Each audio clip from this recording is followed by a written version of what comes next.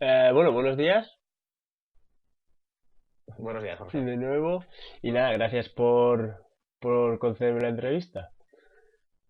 Gracias a ti por la invitación y bueno, es un placer poder compartir un rato de conversación contigo y con todo aquel que nos quiera escuchar. Bueno, bueno, para quien no te conozca, ¿te parece si te presentas tú? Bueno, yo te conozco por eso, por medio de Julio, que la entrevista que le hice, pues dio la casualidad que tú ibas a dar clase en el máster al día siguiente. Y justo cuando me despedía me dice, oye, pásate que mañana hay un chico que es muy bueno, que ya verás que la charla te va a gustar mucho. Y nada, evidentemente si Julio te dice eso, con lo exigente que es, digo, ostras, pues seguro que no me la pierdo y ahí estaba. Y evidentemente pues quedé más que gratamente sorprendido de lo buena que fue tu charla, ¿no? Y bueno, no sé, si quieres añadir algo más evidentemente eres profesor universitario, doctor, máster, preparador físico y investigador, ¿no? No sé si me he dejado algo. No, pues prácticamente yo creo que no sé si mm, al final un poco confluyen las tres áreas, digamos un poco dentro del triángulo de trabajo. Ujú. Pero bueno, más o menos, pues un poco a modo de resumen, tal y como has comentado, mi tesis doctoral la hice o fue dirigida por Julio Tous, Ujú. en lo que estuvimos tratando fueron diferentes formas tanto de evaluación como de entrenamiento vinculadas a la mejora de la velocidad en el cambio de dirección, Ujú. que era, pues bueno, probablemente, desde nuestro punto de vista, es la capacidad que actualmente puede que sea la que mayor importancia tenga dentro de los deportes de equipo, o en la gran parte de los deportes de equipo. Sí, sí. Y a partir de ahí ya empezamos, bueno, comencé un poco antes a trabajar aquí en la Universidad de San Jorge de Zaragoza, Ujú. en el grado de Ciencias de la Actividad Física y el Deporte. Y luego, aparte, pues bueno, también llevo vinculado al mundo del baloncesto, pues bueno, toda mi vida, porque he jugado desde pequeño aquí en Zaragoza, es decir, bueno, fuimos terceros de España en edad cadete, Que no está con mal. selecciones aragonesas. Entonces, luego, la verdad es que toda esa parte de cuando eres jugador y aquellas preguntas que se plantean en muchas ocasiones de por qué hacemos una cosa y por qué no hacemos otra. Pues bueno, yo creo que todo esto lo intenté después llevar a mi etapa formativa Ujú. y poco a poco he intentado ir solucionando o ir contestando esas preguntas que ya desde que era adolescente, cuando me sacaban a dar vueltas por alrededor del pabellón o levantaba alguna pesa sin mucho sentido, un poco siguiendo la Ujú. estela del culturismo, pues decía, bueno, ¿y esto realmente para qué me puede servir? Sí, vale, me puedo poner más grande, puedo mejorar mi resistencia, pero bueno, pero esto va a tener una implicación directa en el juego Ujú. y a partir de ahí, pues yo creo que esas preguntas, esas inquietudes me llevaron a hacer la tesis doctoral y a continuar investigando a día de hoy, tratando de contestar aquellas preguntas que me surgen o a partir de estas que me surgen otras nuevas preguntas. Ujú. Porque luego bueno, tú estudiaste licenciatura como yo, no era grado entonces, ¿no? Eh, exacto, eso es. Vale. ¿Hiciste la vía de baloncesto, de rendimiento de baloncesto? Tienes el título también de Sí, entrenador, quiero decir, ¿no? sí, exacto, exacto. Cuando yo estudié en el INEF, yo estudié en el INEF de Lleida Ujú. y entonces había en esa época maestrías. Ujú. Digamos un poco para aquel que no esté familiarizado con aquella época, actualmente hay aproximadamente unos 6 créditos que comparten dos asignaturas de dos deportes distintos. Por ejemplo, nosotros en nuestra universidad tenemos una asignatura de 6 créditos donde se imparte básquet y voleibol. Sin embargo, cuando yo estudié, lo que se hacía era una maestría de 4 cursos, es decir, había baloncesto 1, baloncesto 2, baloncesto 3 y baloncesto 4. Y Ujú. cada asignatura estaba compuesta por 6 créditos. Por lo tanto, tu formación a nivel del deporte específico en el que te querías desarrollar o al que te querías vincular, fíjate la gran diferencia que existe, que estamos hablando de que actualmente se tratan 3 créditos por deporte y previamente eran 24 créditos. Ujú. Por lo tanto, simplemente a nivel de docencia, de experiencia, pues es abismal. Por lo tanto, bueno, yo creo que esto es un poco algo que se ha perdido. Ahora los grados son mucho más generalistas, se intenta dar una formación muy multidisciplinar, pero sin embargo se pierde especialización, que es un poco lo que posteriormente se intenta hacer cuando la gente hace un máster. Ujú. Pero bueno, son cuestiones un poco legislativas que ahí tampoco tenemos mucho que ver, porque al final ya sabes que en este país todo lo deciden los políticos a favor o en contra, o para bien o para mal, y entonces nos tendremos que adaptar a lo que ellos deciden. Sí, sí, sí, totalmente de acuerdo. Ay, antes decías lo del entrenamiento de culturismo y se me Ujú. ocurría esto, ¿no? Bueno, ya una pregunta de cómo comenzamos a hablar de preparación física y tal, que básicamente es de lo que más vamos a hablar durante esta entrevista, es, ¿tú qué opinas de la hipertrofia? Hay gente que parece que cuando entrena lo que busca, digo, preparadores físicos, que busca como hipertrofia, ¿no? O sea, ¿para ti la hipertrofia es importante o es como a veces yo defino un efecto secundario que puede ser o no útil? Mm, a ver, importancia, si tú a mí me preguntas por si lo incluiría dentro de los aspectos vitales Ujú. de entrenamiento de un deportista, Correcto, yo sí, creo sí. que no. Ujú. Creo que no. Muchas veces yo por mi papel dentro de la Federación Española de Baloncesto, en la que en el último año me he encargado de coordinar lo que era la preparación física en la etapa formativa Ujú. y un poco por mi vinculación con la federación, ya no solo como coordinador de esta parte del área física, sino como preparador físico, que es lo Ujú. que hago actualmente, trabajar con una selección para después competir en verano en un campeonato de Europa o del mundo. Ujú. Lo que en muchas ocasiones hablas con preparadores físicos y, claro, te sorprende que todavía se sigan tratando contenidos, digamos, vinculados con la hipertrofia, cuando puede ser un aspecto importante o se podría definir, sobre todo en la etapa formativa, como una fase sensible Ujú. en el momento en el que se sobrepasa el pico de crecimiento, la edad en el pico de crecimiento, que hay después un periodo, unos entre 12 y 18 meses después, en los que se consigue, digamos, un incremento del peso. Es decir, es el momento en el que se produce un mayor incremento del peso, Ujú. principalmente debido a lo que, digamos, a ese incremento del número de hormonas que se producen dentro del organismo. Ujú. Es decir, incremento a nivel de la testosterona, incremento a nivel de hormona de crecimiento. Ujú. Entonces, esto lo que favorece es que en ese periodo, una vez ya después de que se produce ese incremento o ese aumento de la talla debido al aumento digamos, al crecimiento de los huesos, en el momento ya que la musculatura empieza a soportar ese incremento que se ha producido de la talla, entonces a partir de aquí nos encontramos en un momento óptimo para que se produzca ese incremento de hipertrofia.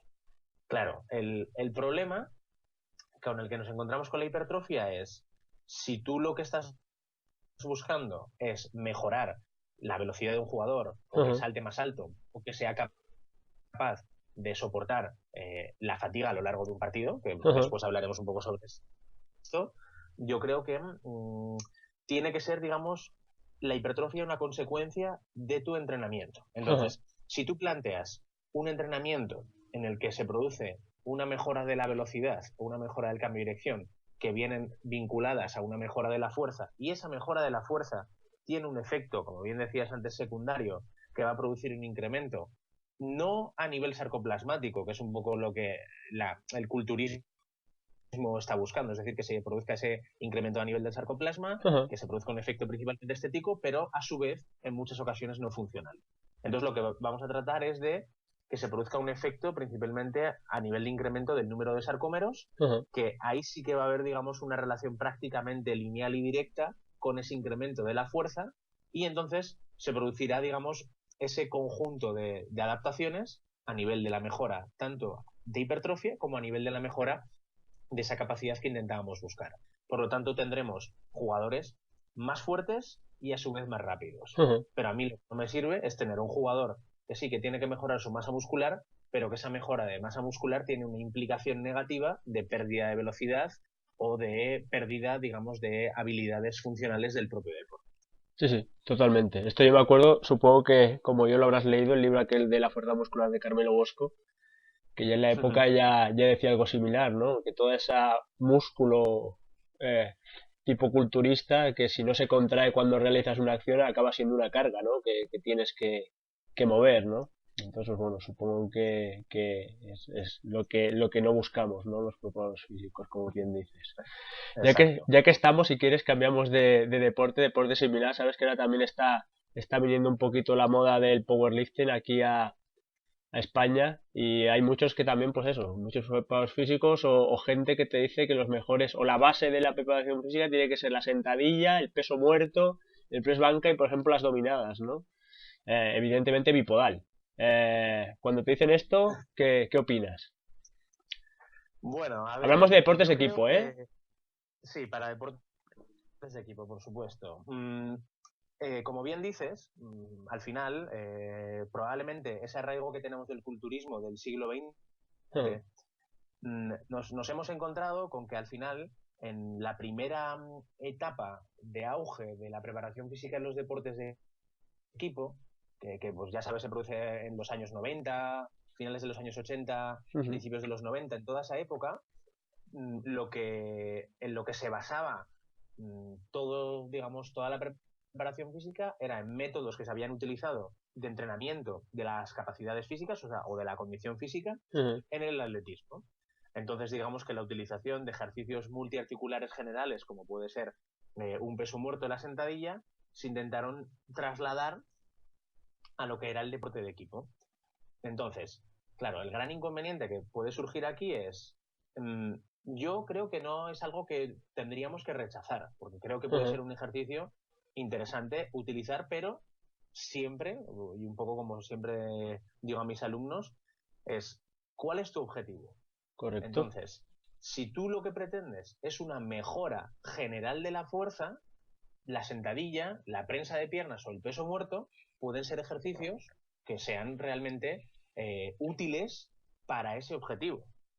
Pero si tú lo que estás buscando es una mejora de, digamos, por ejemplo, de la velocidad o del salto, del cambio de dirección, probablemente solo utilizando el ejercicio de la sentadilla o del peso muerto no vamos a optimizar las mejoras de ese ejercicio y va a haber, digamos, una carencia de algunos aspectos que no se trabajan o que no se pueden trabajar únicamente con un ejercicio en el que, como bien comentabas antes, es bipodal, es decir, se realiza de manera bilateral, donde el vector de fuerza es axial y la aplicación de fuerza se realiza en el eje vertical, donde principalmente en el deporte o en el deporte de equipo estamos hablando que se trabaja la fuerza prácticamente en las 4 dimensiones, 3 dimensiones, pero al final la combinación de todas provoca o produce la cuarta dimensión, como bien comenta el profesor Gerard Moras.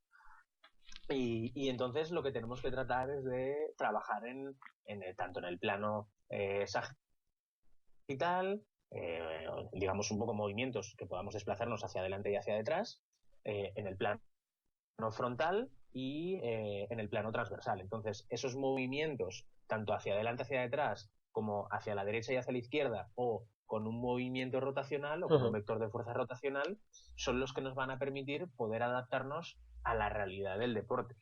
Por lo tanto, si me preguntas, ¿en qué momento se podría utilizar estos ejercicios más generales? Pues lógicamente en una etapa formativa donde estamos enseñando ejercicios básicos y fundamentales, aquí yo creo que tiene gran cabida, y en aquellos momentos en los que el sujeto tiene un déficit de fuerza. Si ese sujeto tiene un déficit de fuerza, probablemente de manera previa a poder hacer otro tipo de ejercicios podría ser interesante incluirlos. Si me preguntas si yo me baso únicamente en este tipo de ejercicios, no, para nada.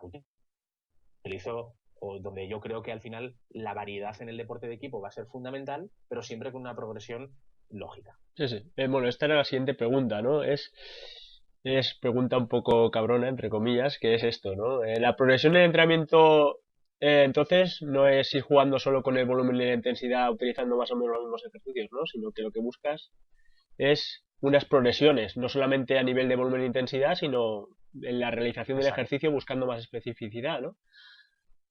Exacto, eso es. Vamos a ver.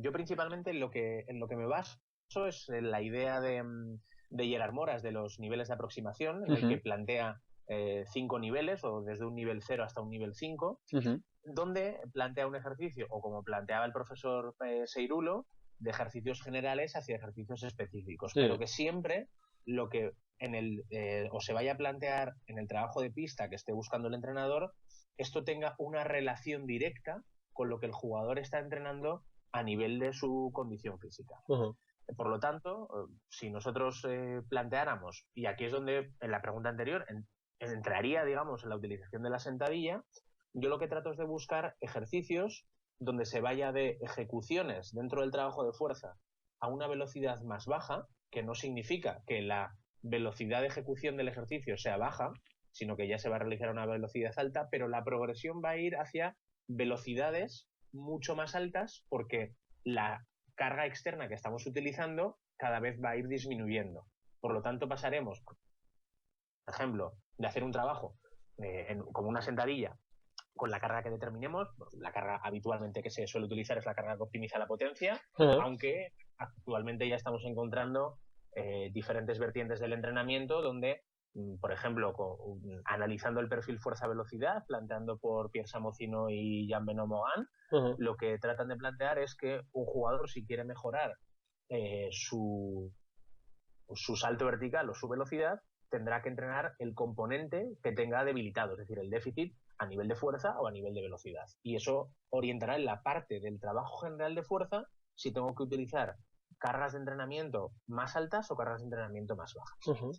Y digamos que la progresión de la misma irá un ejercicio que podemos hacer, por ejemplo, unas sentadillas, un ejercicio que posteriormente podemos hacer un salto con una carga externa, saltos ya sin ningún tipo de carga externa, y ya después lo que sería la implementación de ese tipo de trabajo, pero dentro del modelo de juego, porque nosotros hemos trabajado un área en concreto y unos contenidos. Entonces podemos trabajar el rebote y el tiro o la entrada a canasta, y a partir de ahí trabajarlos de manera individual para que luego confluyan y terminemos planteando un trabajo en un nivel 5, en este caso en baloncesto, de un 5 contra 5, donde lo que se prime sea aquellas canastas que se consigan después de un rebote ofensivo, o aquellas canastas que se consigan en un tiro en suspensión. Entonces vamos a tener, digamos, esa relación que va a ir desde el nivel 0 hasta ese nivel 5, y aquí vamos a tener esa progresión del trabajo para la mejora de una habilidad que es la habilidad que estamos buscando en la mejora de ese jugador. Probablemente, ¿por qué? Porque sea, digamos, de donde mayores ventajas sacan el partido, o porque sea el déficit que tenemos que trabajar porque es lo que necesite también para el modelo de juego que plantea el entrenador. Esto en relación a la mejora de habilidades. Pero luego, dentro del entrenamiento, o como nosotros incluyo aquí a Julio, porque un poco es la persona que principalmente me he basado para plantear toda mi enfoque de entrenamiento, está basado en el planteamiento que hace Julio Tous. Lo que plantearía sería: primero, vamos a realizar la ejecución correcta del ejercicio, donde vamos a buscar esa velocidad en el movimiento, pero a partir de aquí lo que vamos a buscar es la mejora en la eficiencia del movimiento y en la eficacia del mismo. ¿Qué ocurre? Que en el deporte de equipo, basándonos en los sistemas dinámicos complejos, hay tomas de decisión, hay perturbaciones. Entonces, todo esto es lo que tenemos que ir incluyendo. Por lo tanto, la progresión del ejercicio no va a ir solo con un incremento del volumen o con un incremento de la intensidad, modificando la carga externa o modificando los radios de giro en una polea o las inercias que se utilizan en una polea. Lo que vamos a utilizar va a ser la inclusión de tomas de decisiones dentro de los ejercicios, la inclusión de perturbaciones y la inclusión de elementos externos o alternancia de movimientos, donde podamos combinar en una fase concéntrica una salida de contraataque con balón y con pase, y podamos volver en la fase excéntrica en un desplazamiento defensivo. Sí, esto es una parte que normalmente yo creo que apenas se ve. Como mucho, pues sí que ves a lo mejor en fútbol alguien que pues hace un salto y pasa en el balón, pero claro, vosotros sí que ya estáis incluyendo dentro de estos ejercicios de fuerza todas estas variables que evidentemente acaban siendo pues la diferencia entre conseguir un balón, hacer un buen pase y tomar la decisión correcta, ¿no? Puede ser eso. Esta suma de acciones son lo que te hacen estar más cerca de ganar o no ganar un partido, ¿no? Sí. Sí, es lo que yo creo que es, digamos, un poco la gran evolución que ha habido en el entrenamiento de la fuerza en los últimos 10-15 años es, sobre todo, o lo que yo creo que hay dos dispositivos que en muchas ocasiones parece que actualmente si no utilizas una máquina yo-yo o una Versa Pulley o un Bosu o un Fitball o un Aeroslim, parece como que no sepas de entrenamiento. Yo aquí no estoy de acuerdo. Es decir, la idea es el enfoque la idea principal que tenemos sobre el entrenamiento y sobre qué variables tenemos que ser capaces de modular para tratar de producir una mejora en las habilidades o que nosotros queramos mejorar de ese deportista. No, esto, bueno. Entonces. Sigue, perdona, Sí. Oliver, que te cortaba. Sigue. No, tranquilo. Que entonces aquí lo que yo creo es, bueno, yo creo que hay dos dispositivos que son fundamentales, que yo son los que más utilizo, que son la Versa Pulley, el cono, la polea cónica, sí, y el Aeroslim, y la combinación de ambos, que te da muchas posibilidades. Y entonces, esto es lo que te va a permitir, bueno, parece que si entrenas con una polea cónica, ya vas a mejorar a tu deportista. Bueno, realmente aquí yo creo que muchas veces la gente se equivoca.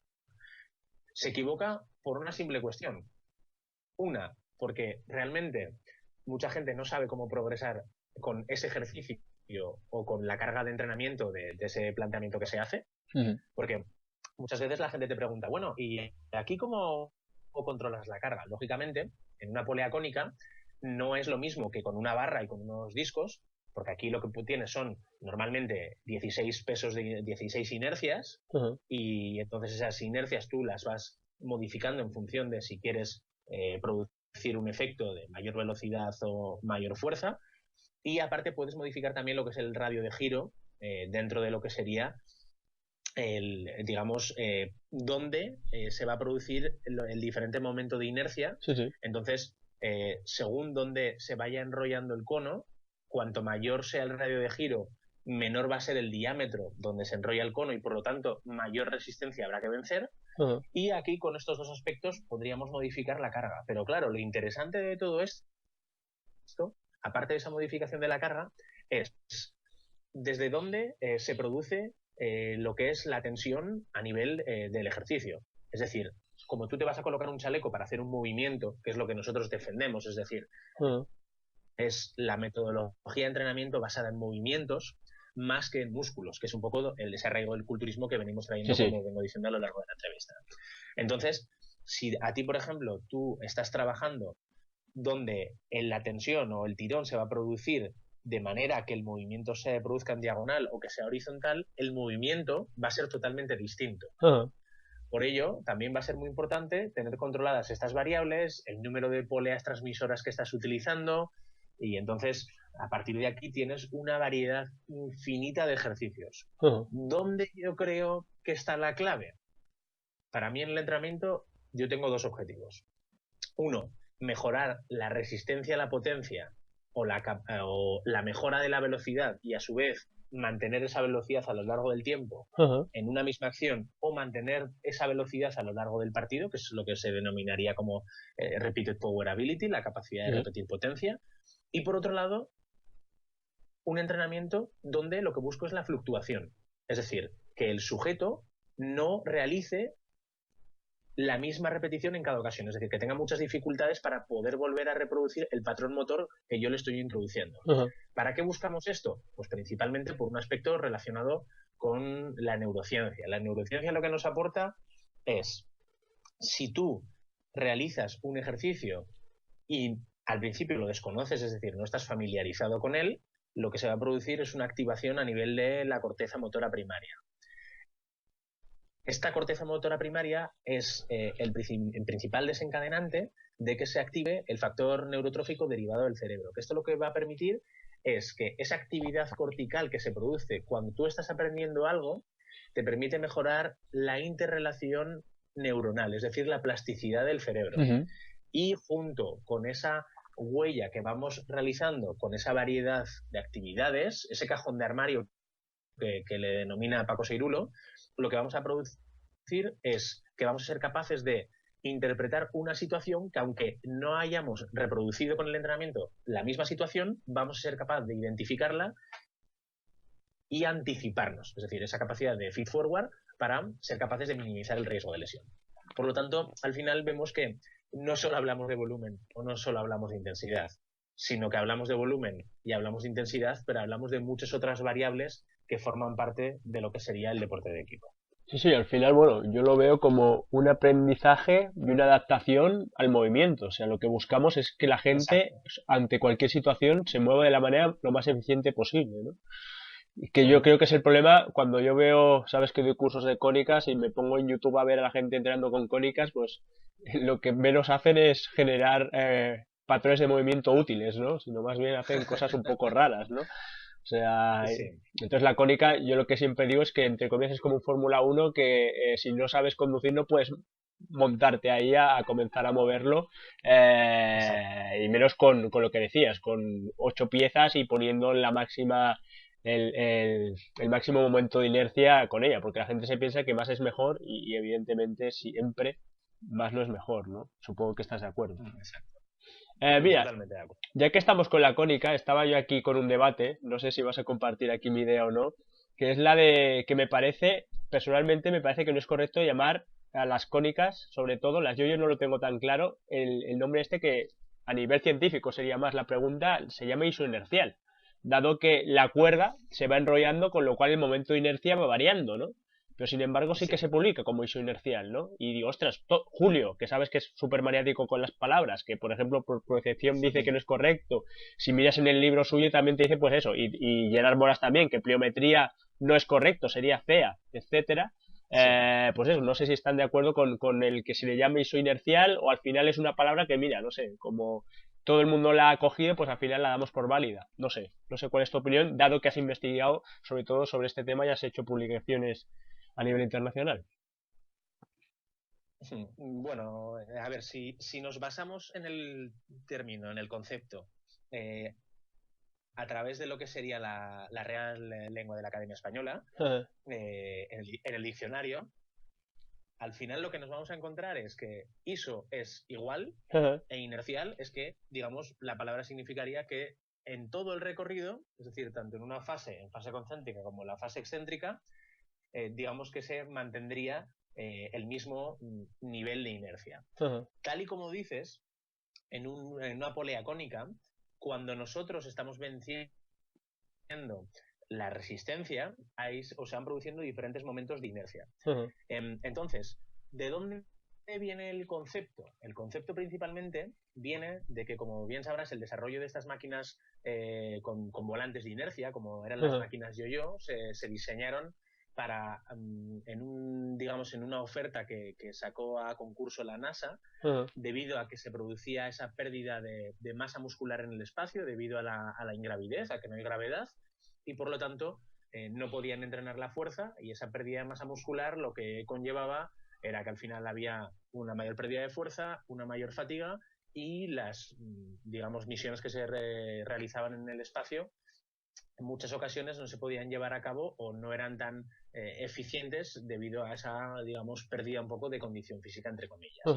Por lo tanto, dos investigadores del Instituto Karolinska de Suecia, Pertesk y Berg y Hans Berg, lo que hicieron fue diseñar un dispositivo que funcionaba como el clásico yo-yo que utilizábamos cuando éramos pequeños.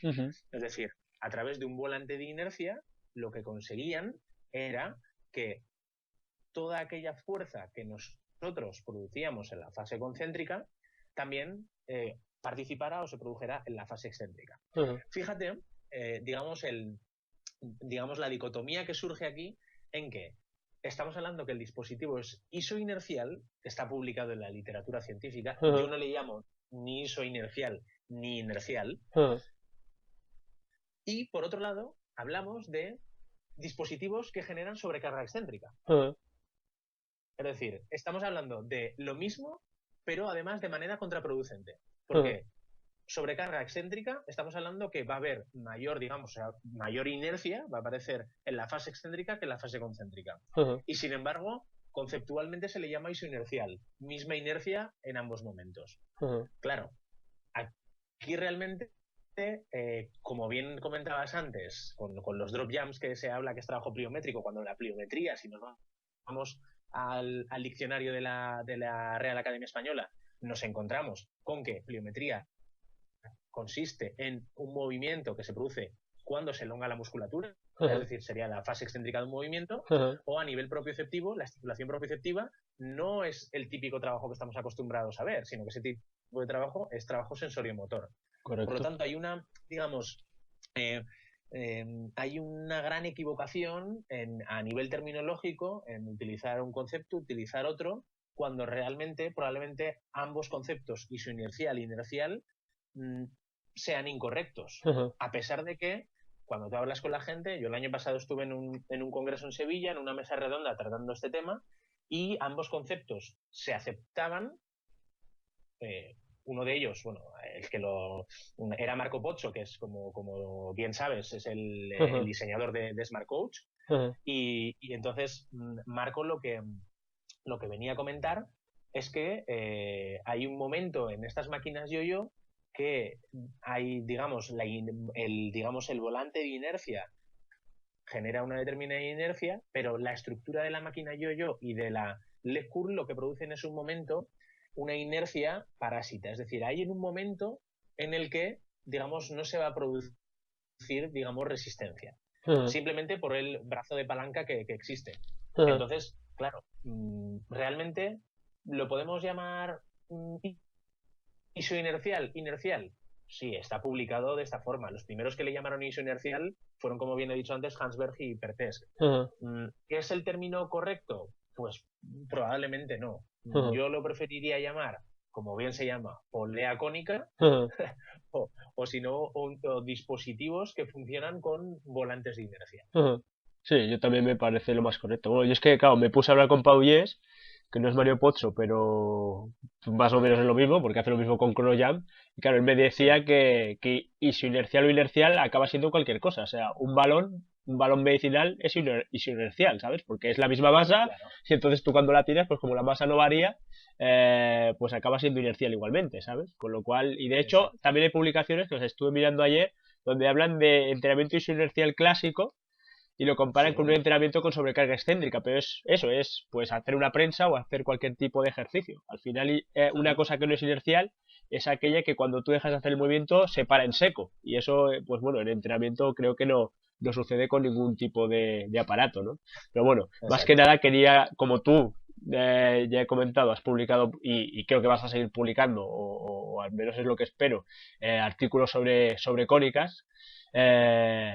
Pues eso, nos resolvieras la duda, ¿no?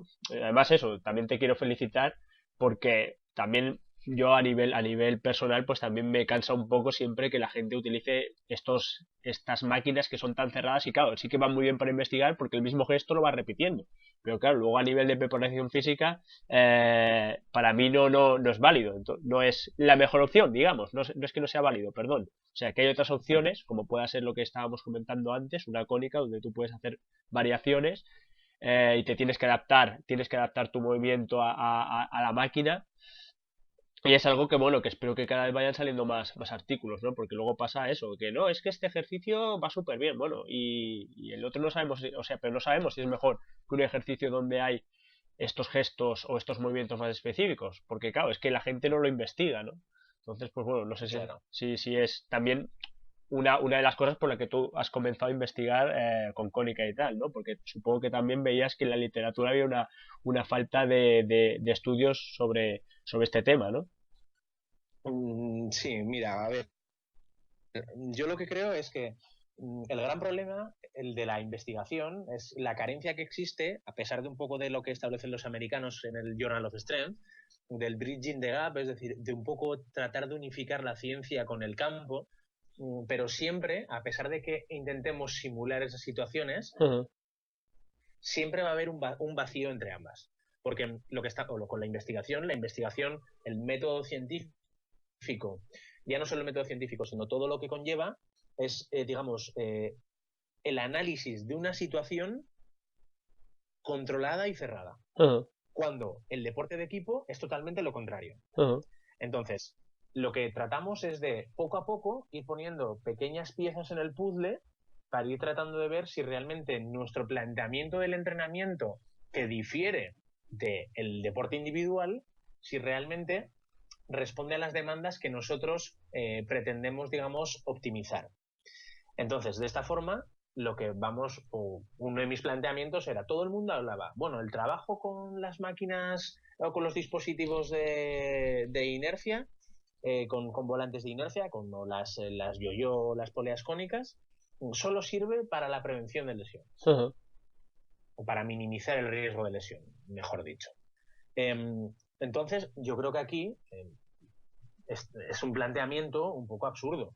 Porque no, realmente no se mejora la velocidad. Entonces, yo con todas las pruebas que he ido haciendo y que he ido entrenando con deportistas, es que con este enfoque de entrenamiento que te digo, no la utilización de la máquina, sino un poco todas las variables que rodean al entrenamiento, me he encontrado con jugadores que son más rápidos, que cambian más rápido de dirección, que su tiempo de contacto disminuye a la hora de realizar los distintos cambios de dirección y que además no es que tengan o se minimice el riesgo de lesión, sino que las lesiones sin contacto desaparecen.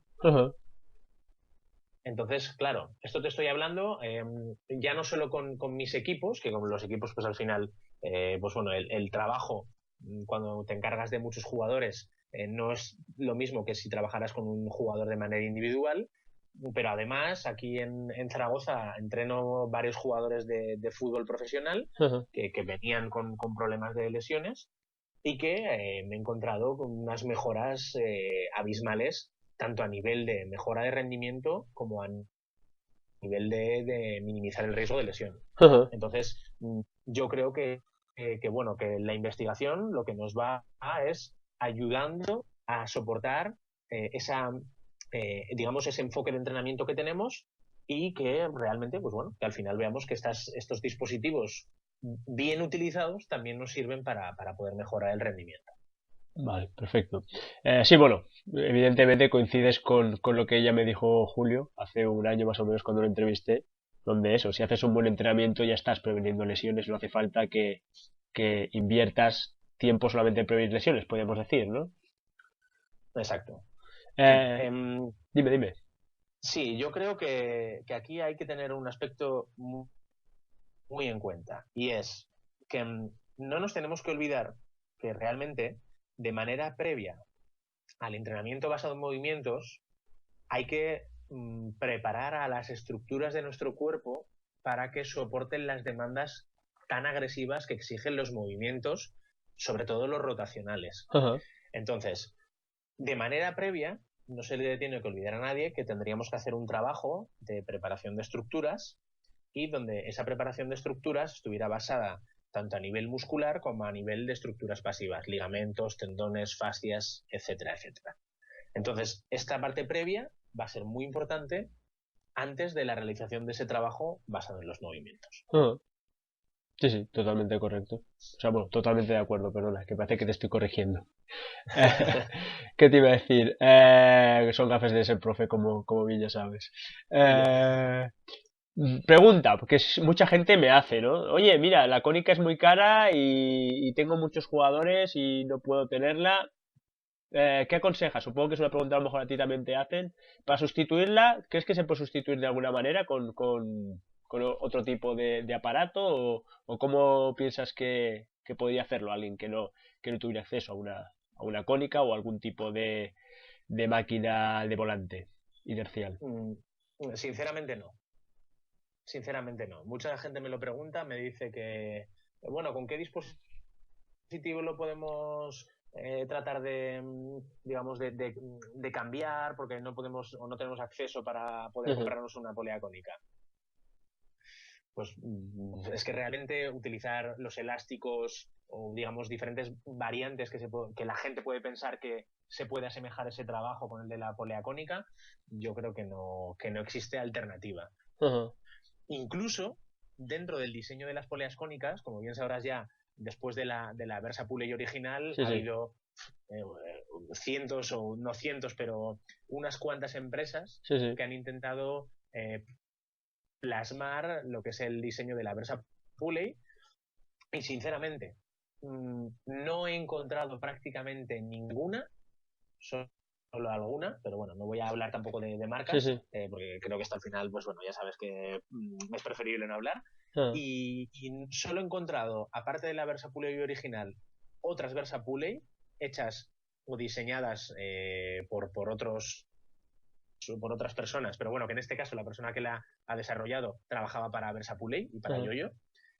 Las únicas que realmente producen momentos de inercia similares a los ajá, originales. ajá, El resto, yo con lo que me he encontrado es que la resistencia que hay es muy inferior. ajá, Entonces, bueno, aquí realmente yo creo que es una inversión que estamos hablando que al final, pues una máquina te puede estar costando unos 2.000 euros, pero claro, 2.000 euros realmente, si la vas a utilizar, yo creo que no es un dinero excesivo, como estuviéramos hablando, por ejemplo, de una plataforma de fuerzas que te puede costar 18.000 euros. ajá.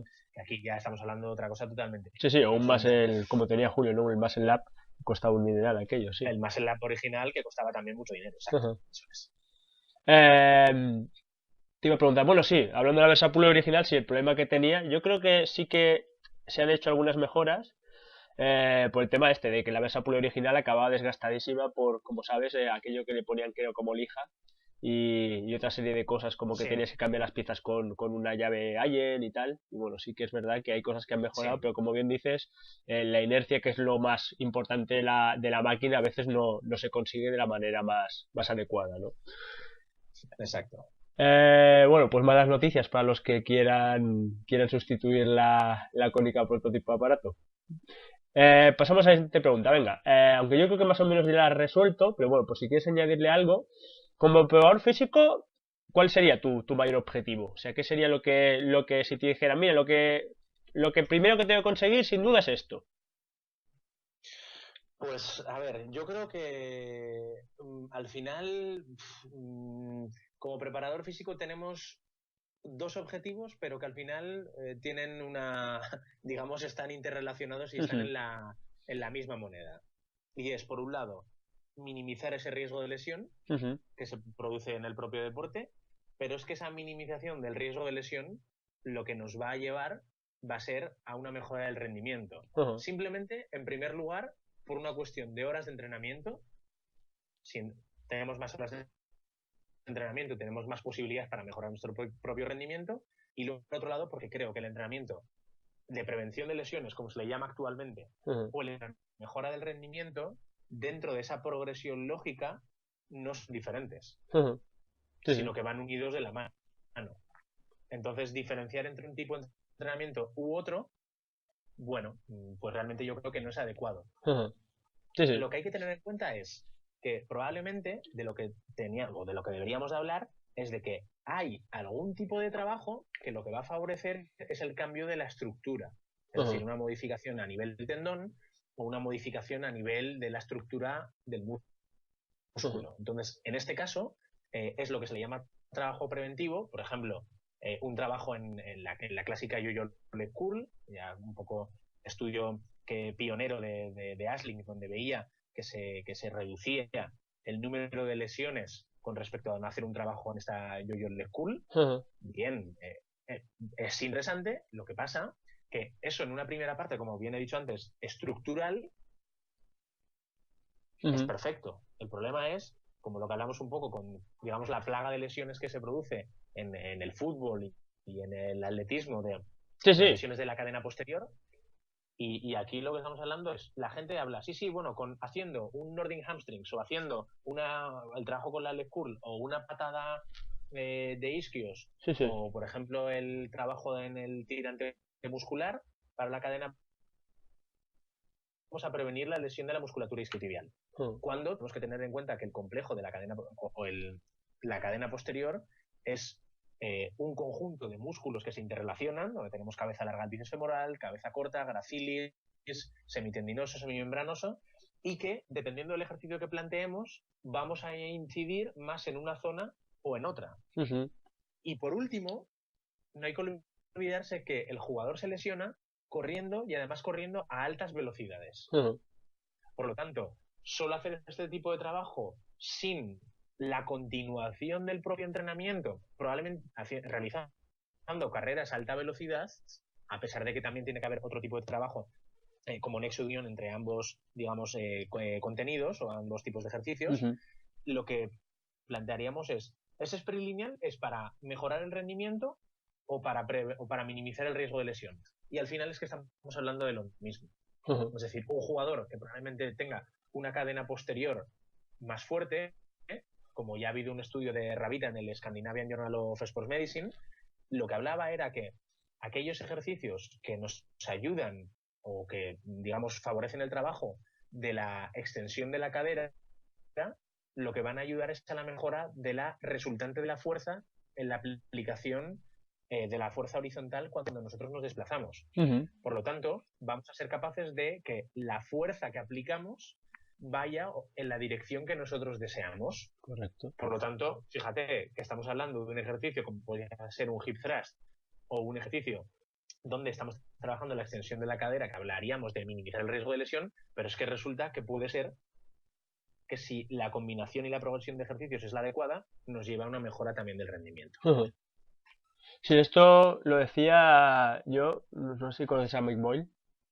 Este Sí, decía, yo lo vi un poco exagerado, decía que bueno, que la mayoría de lesiones de isquio venían porque tienes el glúteo débil. Yo creo que no es tanto, pero sí que es verdad, lo hablamos de las sinergias, ¿no? Que a lo mejor el tener un glúteo débil, al final estamos todo el día entrenando, pues no sé, como decías con la leg curl de yo-yo, donde el glúteo mayor no se activa, y a lo mejor sí que, claro, evidentemente tú cuando corres es un músculo que estás activando, ¿no? Tú estás activando una serie de músculos que a lo mejor eso, lo que decían, ¿no? Del eslabón más débil, pues a lo mejor está jodiendo al otro eslabón, ¿sabes? También. No sé si me explico bien lo que quiero decir, ¿no? O sea, estás perfectamente. sobrecargando un isquio porque el glúteo no lo tiene suficientemente fuerte. Y tú cuando te mueves, lo que acabas haciendo, si no tienes un buen patrón motor y no tienes una musculatura bien compensada, es generando patrones motrices, pues eso, no adecuados al gesto deportivo que tienes que realizar, ¿no? Y es cuando te lesionas, que ese es el problema.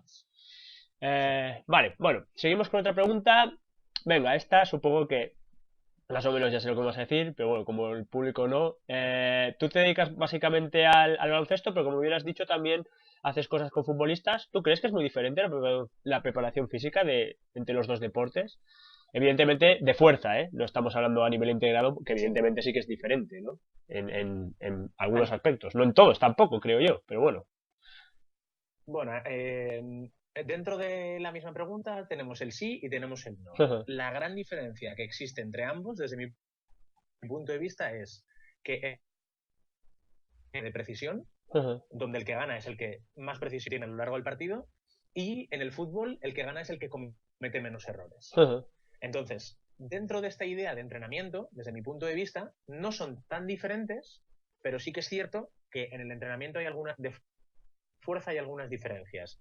Y es que tú lo que vas a tratar es ser capaz de mejorar la eficiencia de aquellas, digamos, habilidades que tienes para generar ventajas. Normalmente en el baloncesto profesional los jugadores son capaces de hacer una o dos cosas bien. El que hace más de dos cosas bien ya es un superestrella. Entonces, aquí hay que diferenciar entre que estamos buscando mejor precisión de ese jugador y en el fútbol lo que estamos tratando de buscar es que hay mucha más fluctuación, se cometen muchos más errores y lo que tenemos que ser capaces es de, ante situaciones inesperadas, ser capaz de responder de manera óptima. Por lo tanto, el entrenamiento no va a ser tan diferente, pero sí que dentro de esas similitudes que puede tener, va a haber diferencias orientadas al deporte y de manera específica a lo que le va a solicitar el entrenador en el campo y a esos déficits que probablemente haya que mejorar. No, me gusta mucho sobre todo la diferenciación, ¿no? Entre ser preciso y no cometer errores, ¿no? Evidentemente mucha gente esto ni lo tiene en cuenta, ¿no? Eh, ¿Qué crees que se necesita para ser un buen preparador físico? Así a nivel general. Sé que es una Bueno, pregunta muy amplia, ¿eh? lo, Pero... lo primero, yo creo que hay que ser formarse bien. Ajá.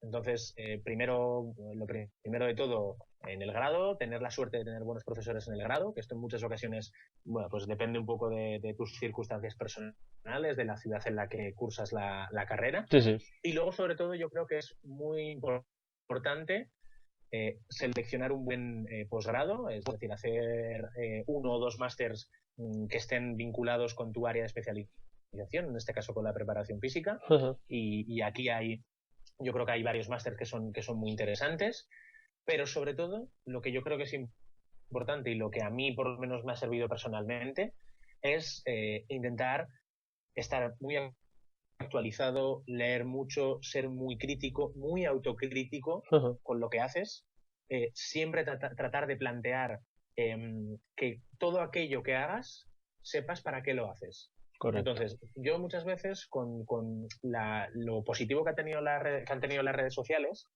es que nos han permitido mostrar, digamos, ejercicios o planteamientos de trabajo que se hacen en Australia Ajá. y lo podamos ver aquí, digamos, prácticamente al instante, aquí en Ajá. España o en Europa. El gran problema, o por otro lado, el inconveniente, es que muchas veces la gente ve un ejercicio que está descontextualizado por completo.